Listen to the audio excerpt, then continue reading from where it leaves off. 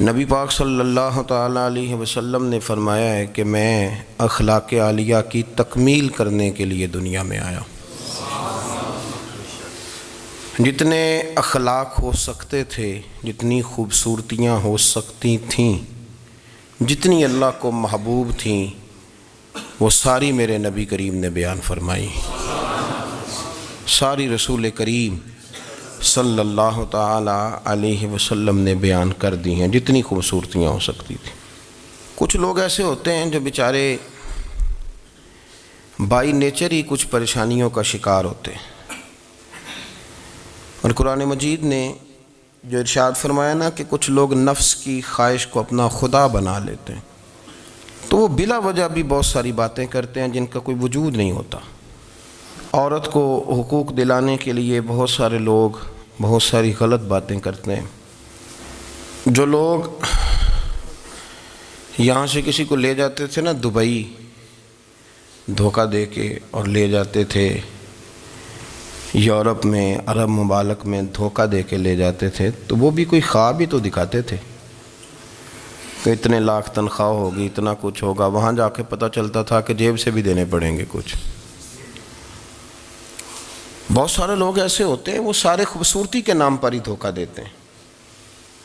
آپ کو پتہ ہے کہ جو آدمی کسی کو لالچ دیتا ہے تو کسی کو لوٹنے کے لیے اسے لالچ دینا بڑا ضروری ہوتا ہے۔ لوگ پہلے لالچ دیتے ہیں پھر لوٹتے ہیں، پہلے مکمل لالچ دیتے ہیں، یہ چیز مل جائے گی، یہ چیز مل جائے گی۔ لوگ مکمل لالچ دیتے ہیں، اس کے بعد پھر لوٹتے ہیں۔ اور اگر لالچ نہ دیں تو کوئی آدمی قابو آئے گا؟ لوگ لوٹتے ہیں لالچ دے کر۔ اچھا، اب وہ جو جس کو لالچ دیا جا رہا ہوتا ہے وہ کہہ رہا ہوتا ہے کہ نہیں نہیں تمہیں نہیں پتا، وہ اس وقت ماننے کو تیار نہیں ہوتا۔ وہ کہتا ہے اتنی خوبصورت باتیں کر رہا ہے، اتنی اچھے پیغام دے رہا ہے، تم میرے دشمن ہو، تم مجھے منع کر رہے ہو۔ ہوش تب آتی ہے کہ جب سب کچھ لٹ جاتا ہے۔ عورت کو ویسے بھی قابو کرنا بڑا آسان ہوتا ہے۔ اعلیٰ حضرت بریلوی رحمۃ اللہ علیہ فرماتے ہیں بیٹیاں نازک شیشیاں ہوتی ہیں، ان کو تو ذرا سی چوٹ لگے تو ٹوٹ جاتی ہیں۔ دیکھیں کتنا بڑا جملہ کہا بریلی کے امام، نازک شیشیاں ہیں، ذرا کوئی آدمی گمراہ کرتا ہے، ذرا خراب کرتا ہے۔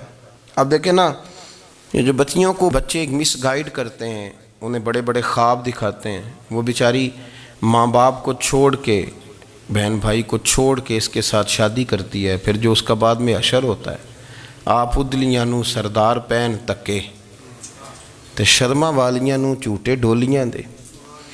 پھر وہ بیچاری ماں باپ رکھتے نہیں، وہ ظلم کرتا ہے، تو کتنی بڑی تکلیف میں وہ بچی آ جاتی۔ نازک شیشی ہوتی ہے نا تو ٹوٹ جاتی۔ یہی حال اب جدید خواتین اور یہ جو کچھ اینکر پرسن ہیں، یہ اصل میں نا یہ آپ کو سیاست سکھاتے ہیں، لیکن یہ مادر پیدر آزاد لوگ ہیں، بالکل آزاد۔ یہ تو علماء شور نہ کریں، بات نہ کریں، گفتگو نہ کریں، مشائخ بات نہ کریں، اور یہ جو کچھ سنجیدہ اور دینی طبقہ ہے یہ کوئی شور نہ کرے، یہ تو روڈوں پہ ننگے ہو کے آ جائیں معاذ اللہ۔ خوفناک نظریہ رکھتے ہیں یہ لوگ۔ عورت کو کہتے ہیں تیرے حقوق ہم تجھے لے کے دیں گے، مثلاً وہ کون سا حق ہے جو تم نے لے کے دینا ہے؟ میرے نبی کریم صلی اللہ علیہ وسلم اس کو بیٹی بھی بنایا ہے، اس کو بہن بھی بنایا ہے، اس کو ماں بھی بنایا ہے، اسے بیوی کا عالی شان رتبہ بھی عطا فرمایا ہے۔ اور چونکہ بیٹی کا بھی حق بڑا بیان کیا جاتا ہے، بہن کا بھی، ماں کا بھی، اور بیوی کے معاملے میں لوگ سمجھتے ہیں کہ زیادہ بات نہیں کرنی چاہیے، شاید مسئلہ خراب ہو جائے۔ حالانکہ نبی پاک صلی اللہ تعالیٰ علیہ وسلم نے بیوی کے بارے میں پتہ کیا فرمایا؟ فرمایا جب تم نکاح کر لیتے ہو تو اپنا ایمان محفوظ کر لیتے ہو۔ اب میں اس کی شرح نہیں کرتا، اب خود کر لیجئے گا کہ وہ ایک ایسی شخصیت ہوتی ہے کہ جس کی موجودگی میں آپ کا ایمان محفوظ ہے۔ اب میں نہیں سمجھتا کہ اس سے بڑی بات کوئی اور ہو سکتی ہے، جس کی موجودگی میں آپ کا ایمان، اور بھئی یہ حدیث پاک عرض کر رہا ہوں، نکاح جب کوئی کر لے تو اس نے اپنا ایمان مکمل کر لیا۔ اس کا معنی یہ ہوا کہ آپ کا ایمان محفوظ ہے اس کی موجودگی میں، تو اس سے زیادہ بھی، یعنی ایمان سب سے قیمتی چیز ہے نا، تو اس کے محفوظ ہونے کی وجہ حضور نے نکاح بیان کر دی۔ تو اب میرا خیال ہے بی بی اگر کوئی اس سے بڑا حقوق مانگے گی تو بیوقوفی کرے گی. اتنا بڑا درجہ نبی کریم نے اسے عطا کر دیا, اتنا بڑا مقام دے دیا کہ تو خامند کے ایمان کے محفوظ ہونے کا ذریعہ بن گئی ہے. عورت کو جو حقوق رسول کریم صلی اللہ تعالی علیہ وسلم نے عطا فرمائے, نبی پاک نے جو حقوق دیے, دیکھیں نا حضرت عبداللہ ابن عمر رضی اللہ تعالیٰ عنہ کی اہلیہ بیمار تھی, تو جلدی جلدی سے وہ آئے. تو جب بہت جلدی ہو, سفر بڑا شدید تھا, تو آپ نے جلدی سے نماز ادا کی, جلدی سے چلے. آپ کے خادم کہنے لگے حضور خیریت ہے؟ فرمایا میری بیوی بیمار ہے. تو اس نے عرض کی حضور آپ کی اہلیہ بیمار ہے, تو آپ نے نماز بھی جلدی سے پڑھی, سفر بھی جلدی جلدی کیا. تو فرمانے لگے یہ وہ چیزیں ہیں جو ہمیں مدینے والے رسول نے سکھائی. آپ اس کیفیات کو سمجھیں کہ حضور صلی اللہ علیہ وسلم نے درس دیا. اور پھر ایک اور بہت بڑی بات, یہ فضیلت کسی اور کو نہیں دی. جو عورت کو حضور نے فضیلت دی, یہ فضیلت کسی اور کو نہیں دی. کبھی حضور نے فرمایا کہ تمہارا ابا تمہارے ساتھ بہت سخت رویہ کرے تو تم نے اس کو اس سختی پر داد دینی ہے.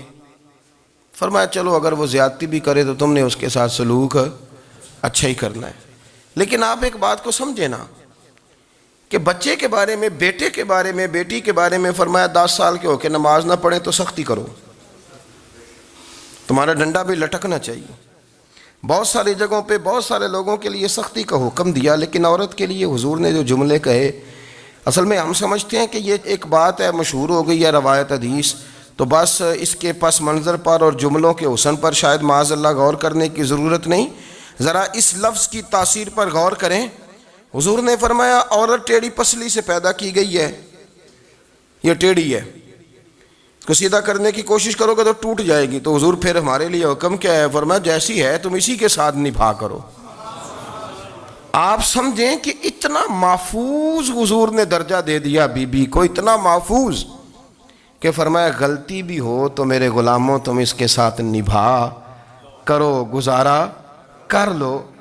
کو کیا اور حق چاہیے عورت کو, جس کو اس کی غلطیوں سمیت نبی پاک نے قبول کرنے کا حکم دے دی کہ اس کی کمزوریوں سمیت قبول کر لو. اب اس کو اور کیا, کوئی کمزوریوں سمیت قبول کرتا ہے؟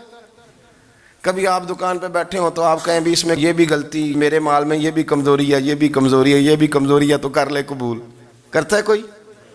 کوئی شخص ایسا ہو جو کسی چیز کی کمزوریاں بیان کر کے کہ اسے قبول کرو؟ پر رسول کریم صلی اللہ تعالی علیہ وسلم نے نا ہمیں سبق دیا, حضور نے ہمیں درس دیا, نبی پاک نے ہمیں پیغام دیا. فرمایا یہ ٹیڑھی ہے, سیدھی کرنے کی کوشش کرو گے تو بیچاری ٹوٹ جائے گی, تو اس کے ساتھ نبھا کر جاؤ. آپ میری بات کو سمجھیے گا. چلیں میں اس پر ایک اور بخاری مسلم کی حدیث پڑھتا ہوں. حضرت سلمان فارسی رضی اللہ تعالیٰ عنہ اور حضرت ابو درداء کے درمیان بھائی چارہ تھا. مکے سے مدینے جب لوگ آئے تو حضور نے بھائی بھائی بنایا تھا. ان کے درمیان بھائی چارہ تھا, تو ابھی پردے کی آیات نازل نہیں ہوئی تھیں, تو لوگ ایک دوسرے کی طرف جاتے تھے.